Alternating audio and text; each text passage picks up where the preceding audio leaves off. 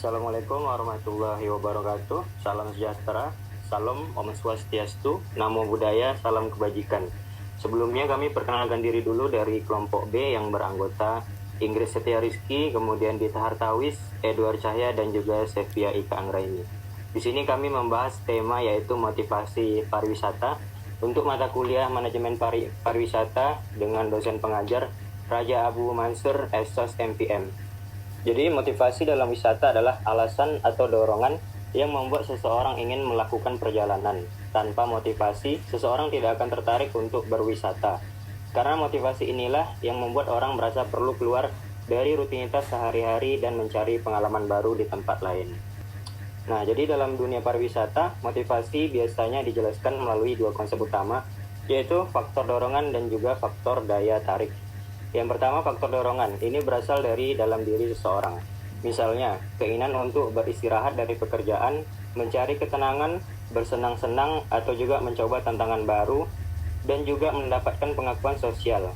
Jadi faktor ini lebih berkaitan dengan kebutuhan pribadi dan perasaan seseorang. Kemudian yang kedua, faktor daya tarik berasal dari luar diri wisatawan. Maksudnya hal-hal yang membuat suatu tempat menjadi menarik untuk dikunjungi. Contohnya keindahan alam, kekayaan budaya, objek wisata yang unik, fasilitas yang memadai, atau juga reputasi yang baik, dan kemudahan akses menuju tempat tersebut. Dengan kata lain, seseorang berwisata karena adanya dorongan dari dalam diri, dan juga karena tertarik pada hal-hal yang ditawarkan oleh destinasi wisata itu sendiri.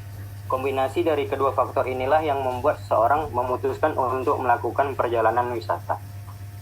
Penjelasan berikutnya saya serahkan pada rekan saya, Mbak Dita Hartawis. Di sini pentingnya memahami motivasi wisatawan. Kita di Indonesia ini sudah sering melakukan riset untuk membedah, mencari tahu alasan utama seseorang memutuskan untuk berwisata. Mengapa ini penting? Karena dengan mengetahuinya kita bisa menawarkan pengalaman yang tepat. Jadi Indonesia ini adalah surga destinasi yang sangat beragam. Kita punya alam yang menakjubkan dari gunung, pantai hingga air terjun. Kemudian sejarah dan budayanya, ada warisan leluhur yang kaya, kemudian kuliner yang menggugah selera, serta wisata religi dan modern. Mulai dari tempat ibadah yang indah hingga wisata berbasis teknologi. Contoh kasusnya seperti pengunjung ke Bali seringkali terinspirasi oleh aspek budaya yang kental dan nuansa spiritual. Kemudian pengunjung ke Raja Ampat terpikat oleh keindahan alam yang luar biasa dan pengalaman ekowisata yang tak terlupakan. Secara umum, keputusan seseorang untuk berwisata didorong oleh berbagai faktor. Menurut pakar pariwisata, motivasi ini bisa kita bagi menjadi 4 kategori. Yang pertama ada physical motivasi. Motivasi ini muncul karena orang ingin beristirahat sejenak dari rutinitas yang melelahkan. Seperti traveling, jadi cara buat refresh otak, healing, sampai ngecas energi atau relaksasi. Sampai melakukan aktivitas olahraga tertentu seperti hiking, diving, ski, dan lainnya. Intinya liburan, waktu untuk diri sendiri dan merawat kesehatan fisik dan mental. Kemudian yang kedua ada kultural motivasi, yaitu orang berwisata untuk belajar hal baru, sejarah, budaya, seni, dan kuliner, hingga tradisi masyarakat setempat. Nah, mereka ini ingin memperkaya ilmu, pengalaman, dan sudut pandang baru. Intinya liburan sekaligus menambah pengetahuan. Kemudian yang ketiga adalah sosial interpersonal motivasi, berwisata untuk berinteraksi, bertemu orang, atau membangun hubungan. Contohnya seperti kunjungan keluarga, reunian dengan teman lama, atau menghadiri konferensi. Yang keempat adalah fantasi motivasi. Traveling ini bisa menjadi cara untuk mewujudkan impian tertentu, mencari jati diri, atau merasakan peran baru yang berbeda dari keseharian. Contohnya mencoba hal ekstrim, melakukan perjalanan sesekali seumur hidup ke tempat yang diidamkan. Intinya liburan untuk mencapai impian dan pengembangan diri. Selanjutnya, saya akan menjelaskan tentang manfaat dari pariwisata.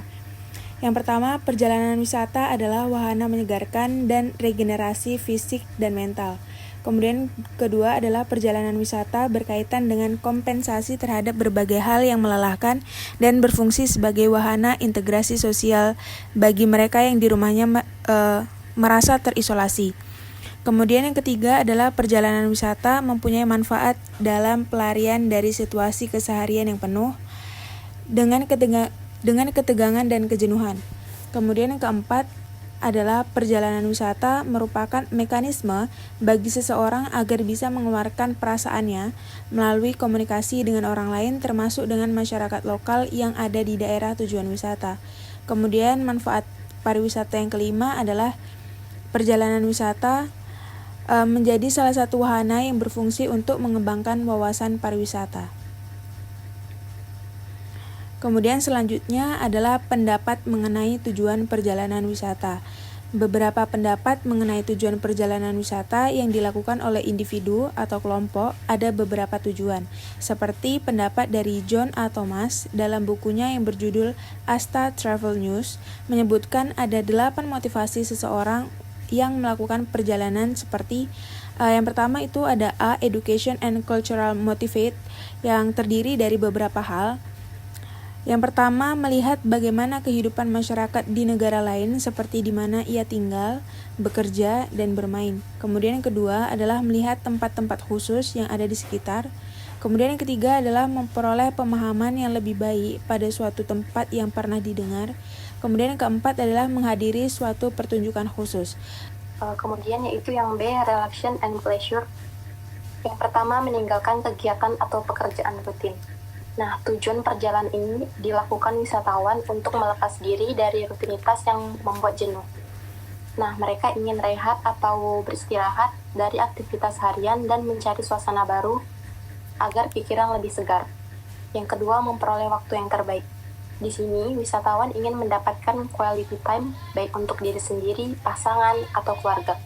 Perjalanan wisata dianggap sebagai kesempatan untuk menikmati momen berharga tanpa gangguan. Kemudian yang ketiga adalah mencapai pengalaman-pengalaman yang mempunyai sifat romantik. Nah, beberapa wisatawan berpergian untuk mendapatkan pengalaman yang romantis. Misalnya liburan bersama pasangan, anniversary, atau sekadar menciptakan momen spesial di tempat yang tenang dan indah. Yang C yaitu etnik. Tujuan perjalanan etnik adalah untuk melihat dan mempelajari budaya masyarakat lain secara langsung. Wisatawan ingin mengamati tradisi, gaya hidup, kebiasaan, dan kesenian lokal yang menarik.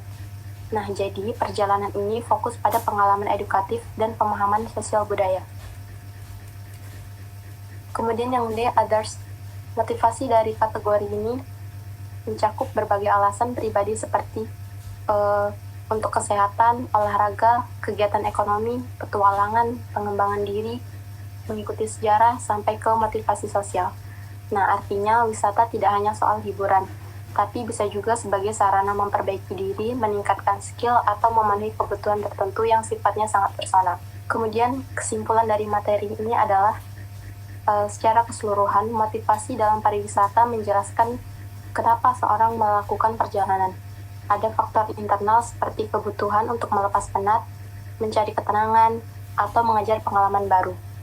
Atau ada juga faktor eksternal seperti keindahan alam, budaya, fasilitas, dan citra destinasi. Kalau motivasi wisatawan bisa terpenuhi dengan baik, dampaknya besar, yaitu tingkat kepuasan naik, loyalitas meningkat, dan wisatawan cenderung ingin kembali lagi. Selain itu, setiap orang punya motivasi yang berbeda, dipengaruhi oleh sosial, budaya, dan demografi. Karena itu, pengelola pariwisata harus mampu menyusun strategi yang sesuai dengan kebutuhan segmen pasar yang beragam. Baik, cukup sekian penjelasan dari kelompok kami. Apabila ada kekurangan kami mohon maaf. Kami akhiri. Wassalamualaikum warahmatullahi wabarakatuh.